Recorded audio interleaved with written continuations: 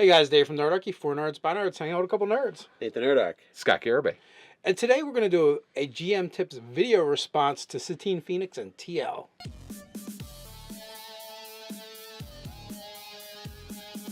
Hey guys, jump down in the description below where you can find Nerdarchy, the newsletter, game weekly tips, as well as learn how to game with Nerdarchy. So we just finished together watching GM Tips from Geek and Sundry, hosted by Satine Phoenix, and her guest today was TL, like Francisco or something like that. It was. Awesome You guys name. know I can't talk. Yeah, It's an awesome. yeah. But It was meant to Branson, I'm sure. yeah, that name absolutely. But their GM tip was basically on gaming with kids, and it was a awesome session of GM tips. If you haven't checked them out, I think this is like number 4 or so. Definitely worth looking out. Satine has a different guest on each time, and they're always a lot of fun and very insightful. Yeah, agreed. I think TL was one. I really like TL right out of the gate because of her level of energy. I think one of the things that game masters need to bring is a level of energy, like that you're like essentially feeding the rest of the players with the energy you're bringing to the table and keeping that energy high. And she's just like super high energy. So this was advice for if a kid is at your table brought into a game with adults. So that is a different situation. If you're at a con and somebody brings a kid to the table, one of the things she was saying is like that game needs to shift. One, that child is not going to die in that game, which is interesting, which means you have to fudge for that character. And she said never kill a child, which I thought was interesting. And then the other thing that she was kind of going into was that you really want to tell them to be expressive. You want to set your game rules early. You want to allow them to show the boundaries of how expressive they can be. And then she also was saying the yes and not really limiting anything about the kids. So I think that's a good summary of where they were at. What do you think of her advice overall? It was all really excellent and very relevant. Some of which I could have used when I was, running games for my kids and stuff like that. And really she talks about, I think one of the most important things she really does talk about is running the game and having the kids involved, yet at the same time, you're not talking down to them, but at the same time, you're using material that's appropriate to having children at your game. So she talks about the balancing act. Yeah. And it's really important. Now, we've had plenty of viewers ask us about running games for children. And, I know, you've talked about Minecraft with your kids. Mm-hmm. You've talked about different RPGs that you've done with your kids. Yep. I've done some with mine, but my kids are a little bit older, too, when I started. Yeah. I think a couple years ago I tried it, and maybe my daughter was around 10. She was the youngest. But my son at that point was still a teenager. So you can kind of do more stuff. So one of the things I want to kind of unpack a little bit is I have changed my opinion on having kids at the table and how the game should be approached for them. So one, they brought up the idea of what if a kid is brought to your table, and I think she had 100% right information about that, where you have a situation then, right? But one of the things it made me think about was kids at home. So one of the things, I have new advice for parents who want their kids to get into D&D, and this has come from having 4 kids. And really, none of my kids have really caught the D&D bug, right? And so, and I put it in front of all of them. And so, just having, I've been married for 25 years. I have 4 children. I'm very blessed. Our kids are I have a theory on this. all going in the You're right direction. You're so super into games and RPGs and tabletopping, especially role-playing games. You totally killed it for them and made it super uncool. I think that's the thing is like they think, and so that's one of the things that I've seen is one of the best ways for me to get. So I don't think all parents should do this, but I think some should. One of the biggest things you can do to get your kids absolutely fascinated by a topic is not give it to them. Right. And so I'm saying that's this the strategy I'm using. Yeah, it might really be the path. And so one, I think definitely watch TL, and she has a distinct approach that I think would work for her, and is also great if a kid is like essentially appended to your game. But for your own kids, I would really consider one of the things is when you talk about the D&D game, you never have complaints. It's just like, here's this rock star thing that happened at the game last night, and never ever give it to them. And then if they come and say, hey, I want to play, one, even then, I would say, well, you're really not old enough or can understand what we're doing because this is a 900-page game, but I can give you a version of it, and maybe someday you're going to grow into this, almost like it's motorcycle riding. The forbidden fruit, hit him with the forbidden fruit. So I'm really kids, you're too young, you can't drink as I pound down beers. Exactly. And the reason why is we really need young kids to come in, and this might be a path that some parents need to bring, because otherwise it's just like, ugh, it's like kind of like wear your sweater or something. So yeah. No, the cool thing about the three of us talking about it is we're all in different places, right? True. So your kids span a large range, and from 10 to 24. Yeah, so you got a large range and different ages there. Where my kids are 12 and 16, or 12 and or 13. No, she'll be 13 this year. Yeah, I'm glad you're doing your math. I'm 10 to 22. Yeah, you're right. Yeah, and I'm like, so 12. She's 12 to 16. I always forget. It's like 12 going on 24. And your kids are little. Yeah, my eldest is 8. He's got like 8, 9, 10. Or no, wait, you go to the other. I'm sorry. He's like 8 to 0. Yeah. Like there's one for every year. And it is this weird thing where the more excited you are about a thing, sometimes it's just not their thing, and so yeah. It took David 2 takes. Yeah. Good.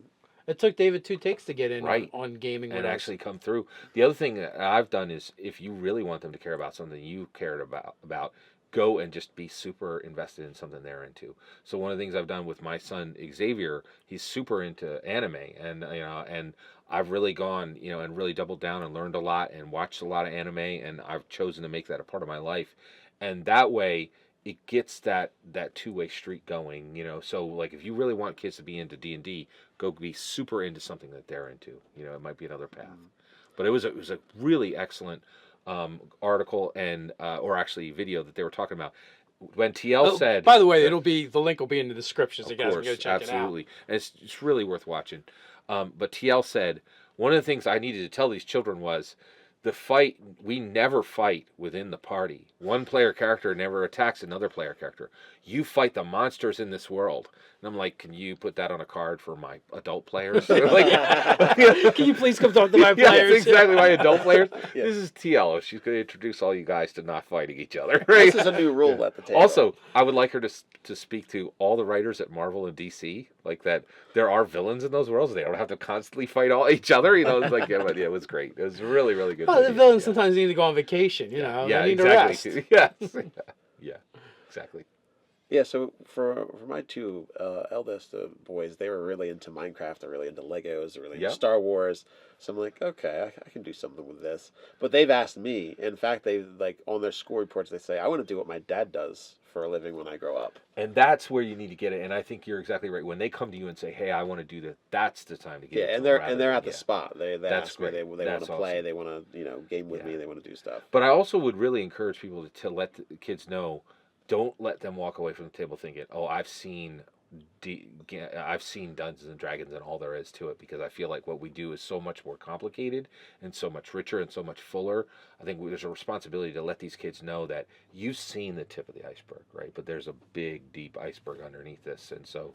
Yeah. Well, I started it off with getting them into storytelling. So I tell them a story, a few times a week. It's about an old man that lives in a tree house, and a raven bothers him all the time.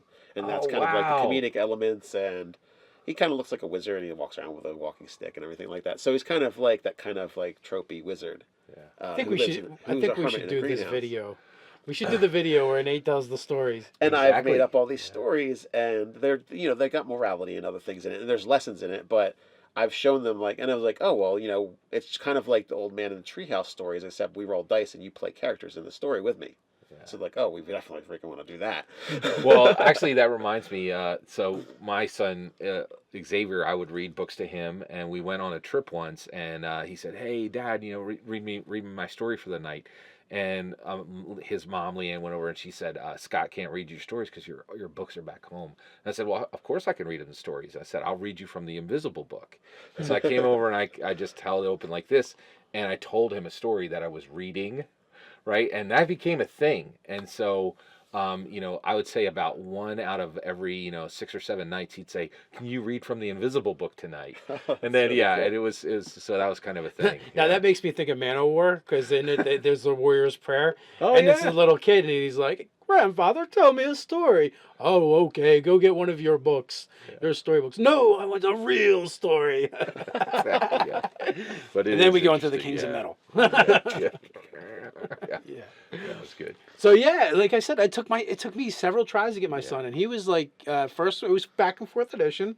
We tried there, and no, it's not because it's fourth edition. He just wasn't. He just wasn't into it. You know, he was more into moving the mini around, Right. than he was role playing or anything like that. And then I tried again with Mutants and Masterminds, and that sold it for him. When he got to be a purple ape that was super strong and could fly, that was it. That was done. He was Done. He was in. Yeah, exactly. And then we're playing in Ted's game. He gets to transform into animals, and then we did a couple other games where he got to play a troll, so he liked that. In the Star Wars game, he was happy about playing a Wookiee. So like, there's definitely certain things that tabletop RPGs hit for him that he gets to do. Yeah. In Ted's game, like he likes to collect pets. Like, and that's the other thing too. Like, if there's something like a kid or a younger person's into doing in your game, find a way to let them do it. Like, you told me a story about how it was maybe a Pathfinder game, and all your daughter wanted to do was have a pet wolf. Right, exactly. Yeah, that's and the exactly GM right. was like, "No, F you, little kid. You're not going to get your pet wolf. Go exactly. cry in a corner." Exactly. Yeah, I got kicked out of that game, by the way. I can't believe it. But yeah, who would imagine? I'm a terrible player. But anyway, yes, yeah. So, but I definitely agree, and actually, that's a huge thing is that kids really like animals. So you might not have ruined D&D for your daughter. You can blame that jerk. Yeah, yeah, and it is interesting, and one of the reasons why too is you just got to realize, if your kids aren't coming to D&D, I think a lot of times, one, I hate to say this, but I think David's not really a kid. He's kind of like, he's older now. Yeah. But especially for like, and we're talking about like 8 to maybe 12, and even what if like a 6-year-old wants to play in those ranges. It's really tricky because I think you need to show them, hey, I'm going to show you a simulation of the game. I'm going to show you a portion of the game, and then the other thing is if you're having a great time, I think kids are going to come back to it and go, I remember my dad had all that fun playing in those games. So when they go to college and they're invited into a game, it's not alien, and so I think that's the key is. The people who really bring your kids into D&D very well may not be you. And what you need to do is you need to salt the ground. Actually, the exact opposite. You don't salt the ground. See, I know nothing about this. Wait, you garden, right? How would you grow a plant? Fertilize, maybe? Exactly. So you need to put down a rich soil. You need to put down. So your job is to put down a rich soil to bring your kids in, and also hold it loosely. The more you are like, I need my kid to be into D&D, the less possibility. Yeah, I need him to think, this is awesome. is cool. The more desperate you want it, and the more they can smell that, the lower chance you have of getting your kid into D&D. And now you're lucky you found a path, which is good. Which is cool. It's got to be on the truth. Actually, I feel like for my son, the thing that helped a lot was his uncles play. Like it's not. Yeah. I don't think it matters that much that I play, but his uncles play. Yeah. And I think that part was more of a driving force for him, and he's able to get into. Great point. Yeah. Well, yeah, because like you kind of said it without saying it, they're more likely to be pulled into this game by their peers, than they are by us. Yeah, exactly. And so I think that's really important just to remember that there might be another path that they're going to come into the game through. Oh, and then the other thing is, they're doing something different with their time than playing D&D, and you need to remember that what they're doing, a lot of times you're going to down it or you're going to think it's less important, but it's not to them. And so the more you're invested in what they're doing and trying, the more you're saying, hey, when you're ready, this thing is cool and you should. No, you're 100% right. Like, so you gotta have to like with a gentle hand, and as for getting them kids in, but a lot of the TL was talking about too is like being in a game store, being in an environment where people are just going to show up. Absolutely, yeah. And I thought it was funny when they're kind of like talking about, oh, there's a mom there. Oh, she's rolling some dice. You're not just gonna sit there and watch. Come here. Yeah, that's a great point. And pulling them in. Pull them in. It's a really good idea, and.